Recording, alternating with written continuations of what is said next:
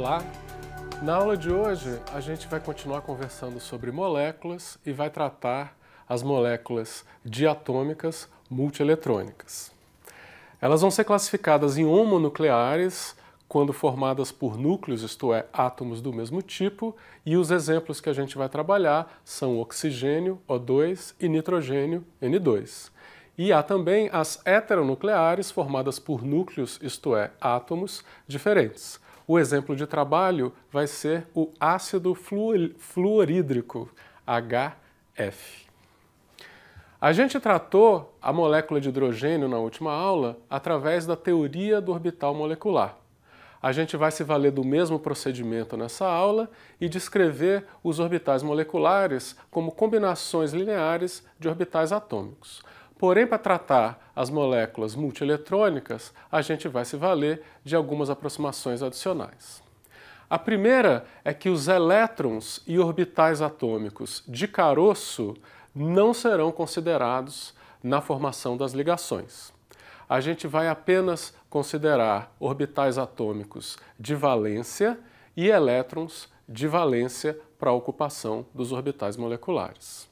Além disso, a gente vai apenas considerar orbitais atômicos de valência do mesmo tipo nas combinações. Isto é, a gente vai combinar orbitais 2s com 2s, 2px com 2px, 2py com 2py e 2pz com 2pz. Finalmente, uma vez obtidos os orbitais moleculares, a gente vai considerar as configurações eletrônicas dos estados fundamentais, utilizando o princípio de Pauli e a regra de Hund de máximo spin, discutidas na última aula. Eu mencionei orbitais atômicos px, py e pz, que são orbitais do tipo P cartesianos. Os orbitais do tipo P, que a gente discutiu na aula 7 sobre átomos, estão relacionados às projeções do momento angular e são funções complexas. Porém, se a gente toma combinações lineares, por exemplo, essa combinação entre a componente m-1 e a componente m+1, a gente constrói um orbital real proporcional à coordenada x. A amplitude de probabilidade desse orbital, chamado de orbital cartesiano Px, tem essas características. Ele tem simetria cilíndrica em torno do eixo x e dois lobos, um com fase positiva no semi-eixo x maior do que zero e outro com fase negativa no semi-eixo x menor do que zero. Tomando combinações diferentes dos orbitais P- e P+, e observando que o orbital P0, que corresponde à projeção m igual a zero, já é real, a gente obtém amplitude de probabilidade com características análogas ao longo do eixo Y e do eixo Z.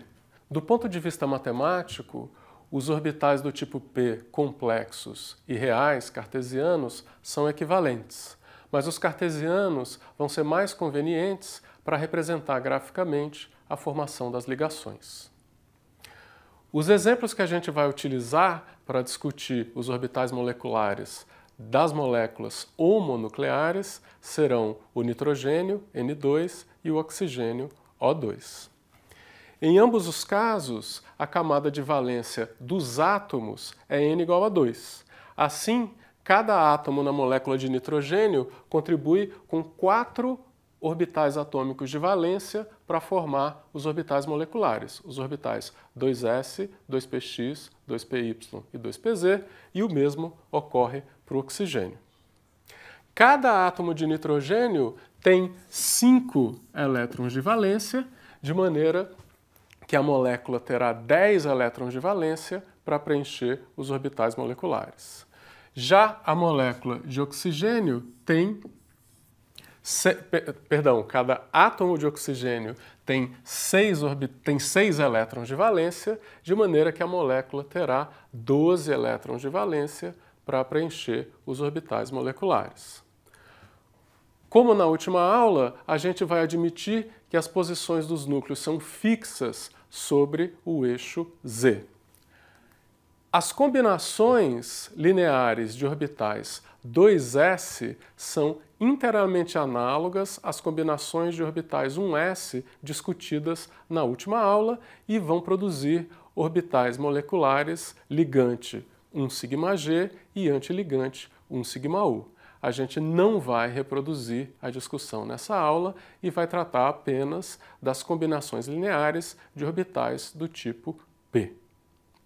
Também vou lembrar que na última aula a gente mencionou que para moléculas homonucleares só há duas combinações fisicamente aceitáveis, quando os coeficientes são iguais ou diferem por um sinal, as combinações positiva e negativa. Eu vou considerar inicialmente a combinação linear de orbitais atômicos do tipo PZ, lembrando que o eixo Z é o eixo da ligação e é horizontal, orientado dessa maneira. Então aqui eu tenho o átomo A, ou o núcleo que está centrado na posição RA, e tenho um orbital atômico 2PZ com o lobo de amplitude positiva representado na cor azul e o lobo de amplitude negativa representado na cor vermelha. Do lado de cá, eu estou representando o negativo da amplitude de probabilidade do orbital 2PZ centrado no átomo B. Isto é, eu estou considerando a combinação negativa entre os orbitais e é fácil ver que a fase está invertida, azul à esquerda e vermelho à direita. Ora, é fácil perceber que essa combinação favorece a interferência construtiva entre amplitudes de mesma fase na região internuclear, produzindo assim um orbital ligante. Como os orbitais atômicos 2PZ têm simetria cilíndrica em torno do eixo Z, o orbital molecular também terá simetria cilíndrica em torno do eixo Z, que é o eixo da ligação, sendo, portanto, classificado como sigma. É um orbital ligante do tipo sigma.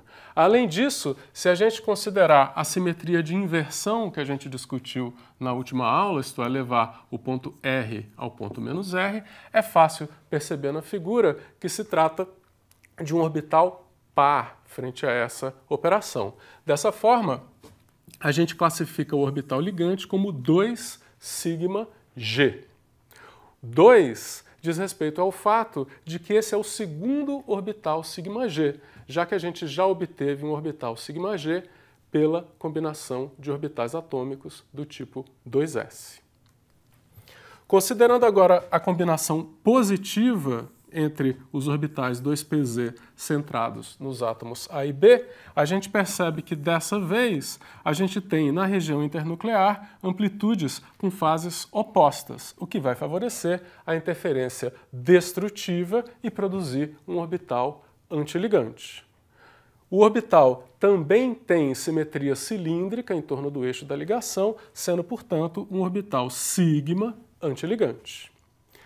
Do ponto de vista da simetria de inversão, ele é ímpar, ele troca de sinal mediante a inversão, como indicado pelas cores aqui no diagrama, de maneira que o orbital antiligante é classificado como 2 sigma U. De novo, é o segundo orbital do tipo sigma U, já que o primeiro foi obtido pela combinação de orbitais atômicos do tipo 2s.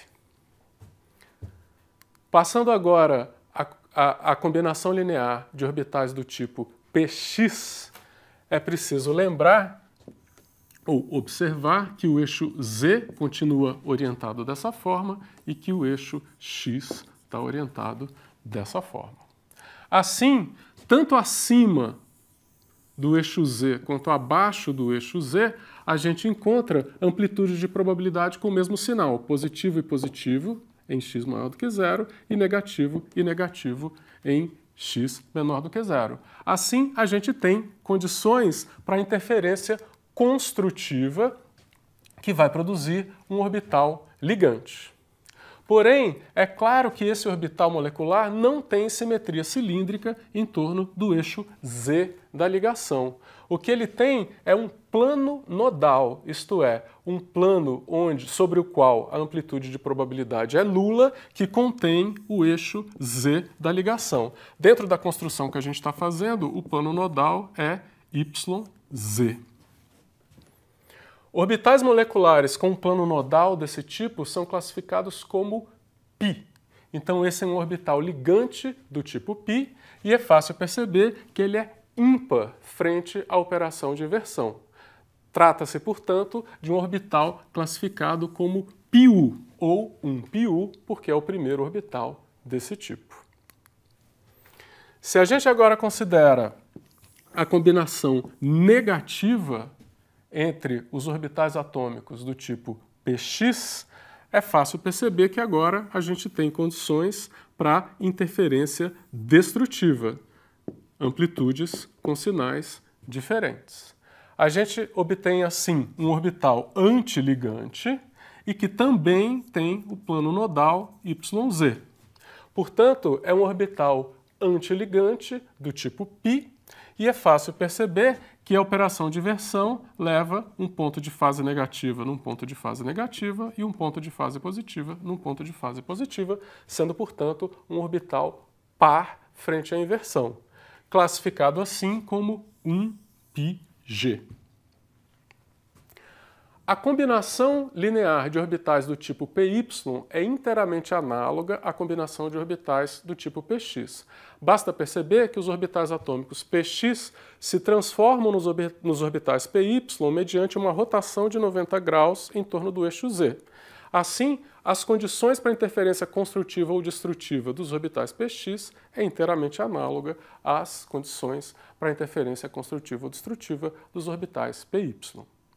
Dessa forma, as combinações positivas de orbitais py produzem orbitais ligantes πu que são degenerados, isto é, têm a mesma energia que os orbitais πu produzidos pelas combinações de orbitais atômicos px, e o mesmo vale para os orbitais antiligantes πg. As combinações de orbitais atômicos py e px produzem orbitais degenerados, isto é, de mesma energia.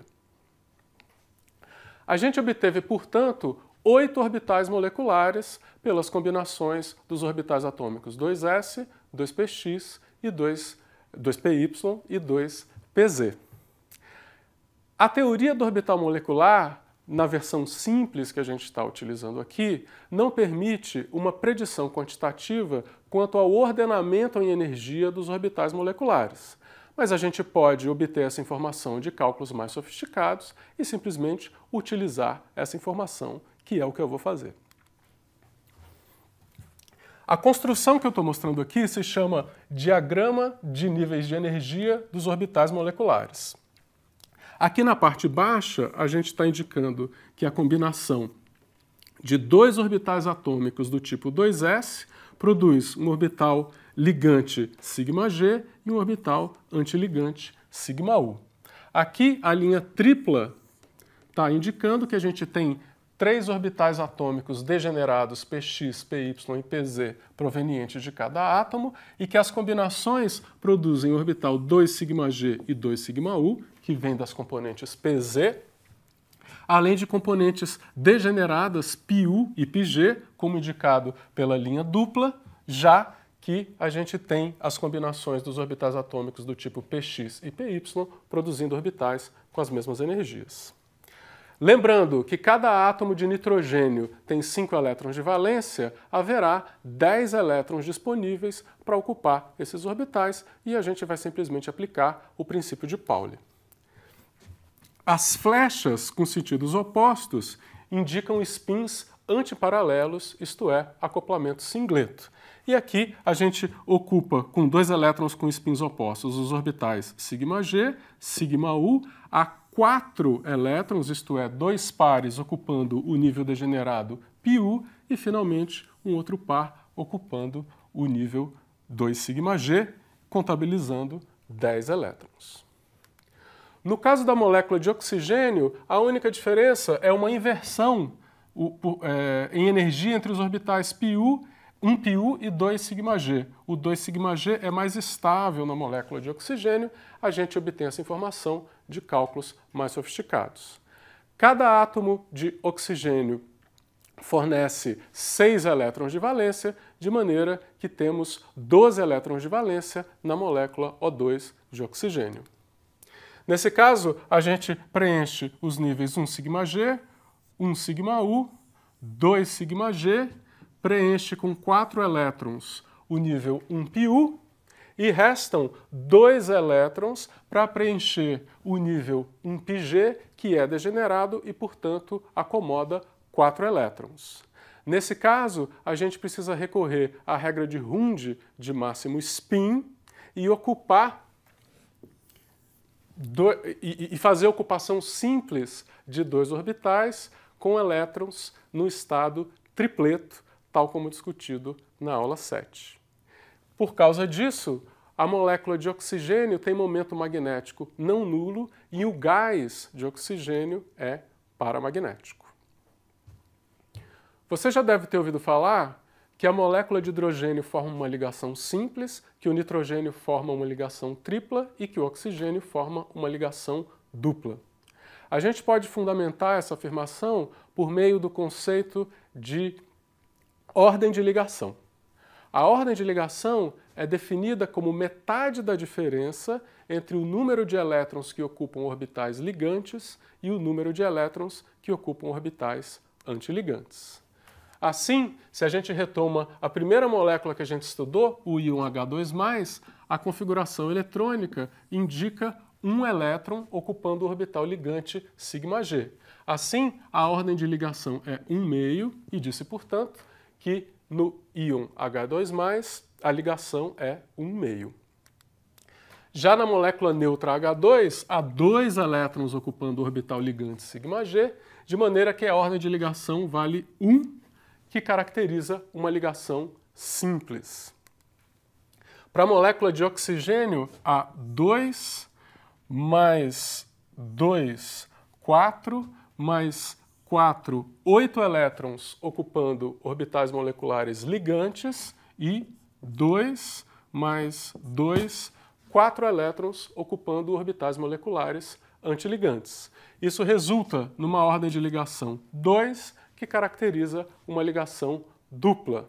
E, finalmente, o mesmo raciocínio aplicado à molécula de nitrogênio resulta na ordem de ligação 3, que caracteriza uma ligação tripla. Na última parte da aula, a gente vai considerar moléculas diatômicas heteronucleares. A característica das ligações nesse tipo de molécula é que o compartilhamento eletrônico é assimétrico e a gente vai utilizar o ácido fluorídrico, HF, como exemplo de trabalho. Como discutido no texto, é suficiente considerar combinações lineares entre o orbital 1s do hidrogênio e o orbital 2pz do flúor. Isso acontece porque é energeticamente mais favorável combinar o orbital 1s com orbitais 2p do que com o orbital 2s. Além disso, como o hidrogênio só pode formar uma ligação sigma, ele não consegue se combinar com os orbitais px e py, que são perpendiculares ao eixo da ligação.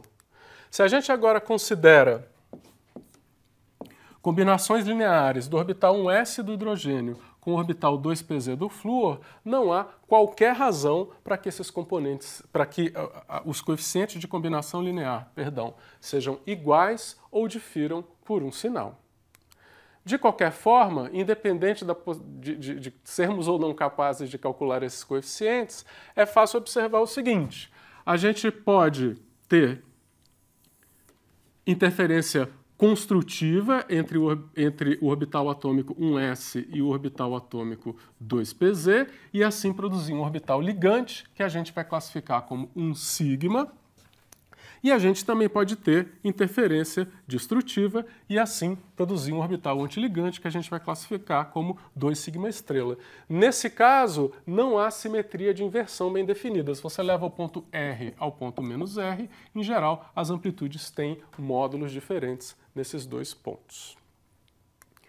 A gente pode determinar os coeficientes Ca e Cb e no texto eu faço essa discussão utilizando a aproximação de interferência fraca.